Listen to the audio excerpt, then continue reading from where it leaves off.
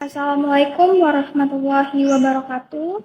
Nama saya Norma Sheila Alamanda dengan nomor NIM 20082034140 dari kelompok praktik ibadah 70 ingin menjelaskan tentang pengurusan jenazah.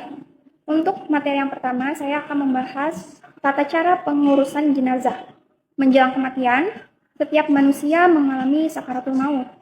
Namun, ada beberapa hal yang perlu dilakukan saat kita menyaksikan kondisi kritis ini, baik kita sebagai keluarga, kerabat, maupun orang terdekat, yaitu harus menuntun bacaan tauhid di telinga seseorang dengan suara jelas dan tegas. Tetapi jika sudah dalam keadaan sangat kritis, cukup dibimbing hanya dengan lafal Allah saja. Memandikan jenazah. Yang pertama itu syarat jenazah dimandikan adalah beragama Islam, didapati tubuhnya walaupun hanya sebagian. Hal ini terjadi pada jenazah yang biasanya mengalami kecelakaan. Jika ada lukanya, bersihkan terlebih dahulu jika memungkinkan. Dan bukan karena mati syahid, mati dalam peperangan membela agama Islam. Dan yang kedua, syarat orang yang memandikan jenazah adalah muslim, berakal dan balik, berniat memandikan jenazah, kepribadian yang jujur dan soleh, terpercaya, amanah, dan mengetahui hukum memandikan mayat, serta dapat menjaga aib jenazah. Jenis kelamin sama, jenazah laki-laki dimandikan oleh laki-laki, jenazah perempuan dimandikan oleh perempuan, kecuali suami istri atau mahramnya. Dan yang ketiga, itu hal-hal yang perlu dipersiapkan antara lain tempat mandi, air bersih, bidara, sabun mandi, sarung tangan, sedikit kapas, air, kapur baru. Yang keempat, tata cara memandikan jenazah. Yang pertama, jenazah dibaringkan di balai atau tempat lain yang memiliki standar, hindari terkena hujan, sinar matahari, dan tertutup, tidak terlihat kecuali oleh orang yang memandikan dan mahramnya. Yang kedua, diperintahkan menutup mayit dengan pakaian yang melindungi seluruh tubuhnya agar auratnya tidak terlihat. Dan yang ketiga, pihak yang memandikan memakai sarung tangan. Air yang digunakan untuk memandikan mayit adalah air suci, dan disunahkan mencampurkan dengan bidara atau larutan kapur barus, rutan kapur barus, dan harum-haruman.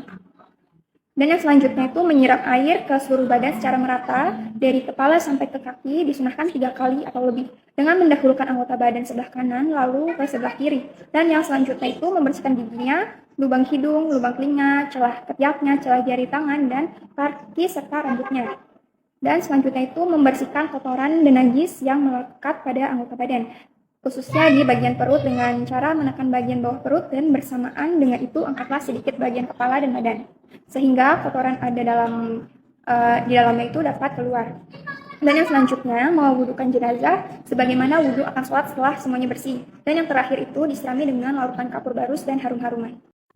Untuk mengafani jenazah, yaitu menutup atau membungkus jenazah dengan sesuatu yang dapat menutupi tubuhnya, walaupun hanya sehelai kain dari ujung rambut sampai ujung kaki.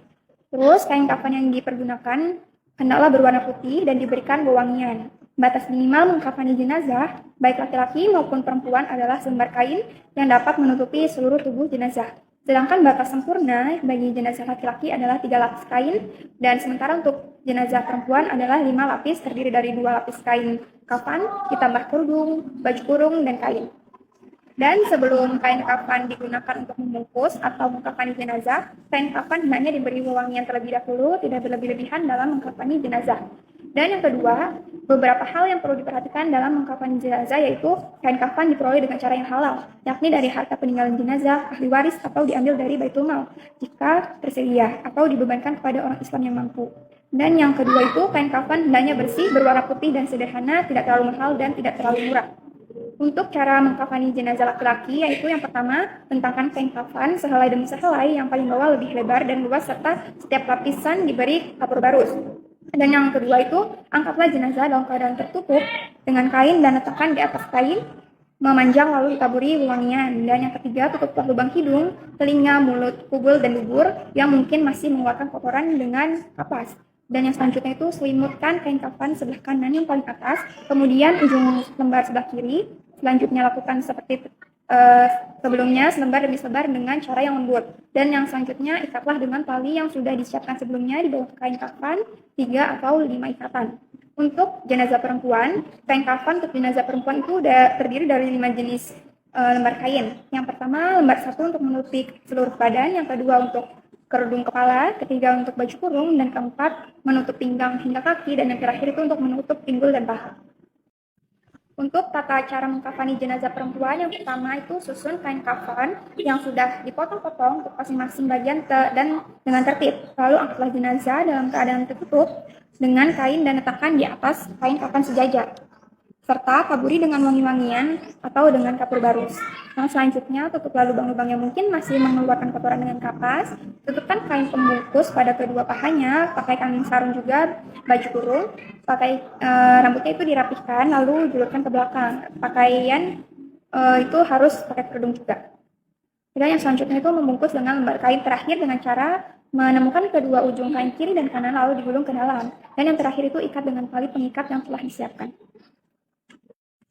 Yang selanjutnya itu menyolatkan jenazah. Yang pertama, syarat sholat jenazah itu pelaksanaan sholat biasa, yaitu suci dari hadas besar dan kecil, suci badan dan tempat dari najis, menutup aurat dan menghadap kiblat.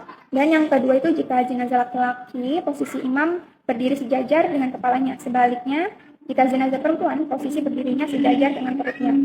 Dan yang kedua itu rukun sholat jenazah. Yang pertama berniat, yang kedua berdiri bagi yang mampu, yang ketiga melakukan 4 kali takbir, tidak ada ruku dan sujud, dan yang keempat itu setelah takbir pertama membaca surat Al-Fatihah, dan yang kelima setelah takbir kedua membaca sholawat Nabi, dan yang keenam setelah takbir ketiga membaca doa untuk jenazah, dan yang terakhir itu salam setelah takbir keempat.